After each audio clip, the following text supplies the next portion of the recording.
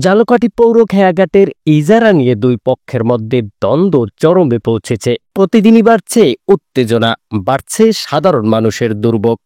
ইজারা পদ্ধতিতে সর্বোচ্চ দরদাতা নির্বাচিত হলেও পূর্ব ইজারাদারদের একের পর এক বাধা ও হামলার অভিযোগে কার্যত অচল হয়ে পড়েছে খেয়া চলাচল।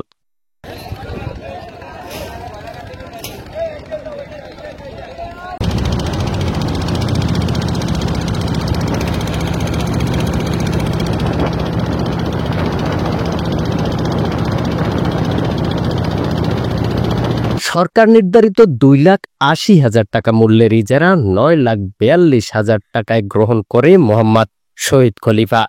14 এপ্রিল তাকে পৌরসভা কর্তৃক খেয়াঘাট বুঝিয়ে দেয়া হয় এবং টোল আদায়ের দায়িত্ব অর্পণ করা হয়।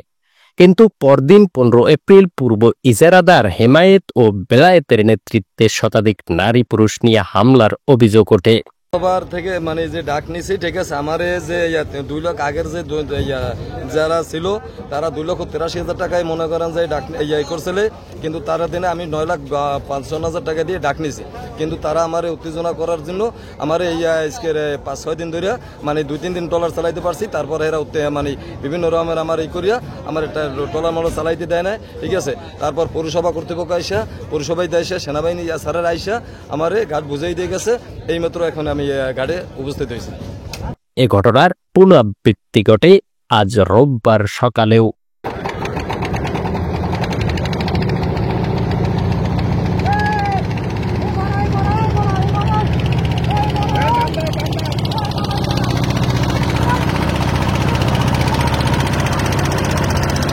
ঘটনাস্থলে সেনাবাহিনী ও পৌর সচিব উপস্থিত হয়ে বৈধ ইজারাদার শহীদ খলিফার পক্ষে সাপ জানিয়ে দেয় তিনি খেয়াঘাট পরিচালনা করবেন। কিন্তু সেনাবাহিনী সরে যাওয়ার পর পরিস্থিতি আবারও উত্তপ্ত হয়ে ওঠে। প্রতিপক্ষ দেশীয় অস্ত্রসহ অবস্থান নেয় খেয়াঘাটের পূর্ব পারে। খেয়া পারাপারে বাধা দেয় শতাধিক নারী পুরুষের সহায়তায়। এতে সাধারণ যাত্রীরা চরম বিপাকে পড়েছেন। জরুরি প্রয়োজনে নদী পার হতে না পেরে অনেকেই দীর্ঘ সময় অপেক্ষা করছেন। অনেকেই বলেন, একটা খেয়াঘাটের জন্য আমাদের জীবন এখন জিম্মি হয়ে পড়েছে।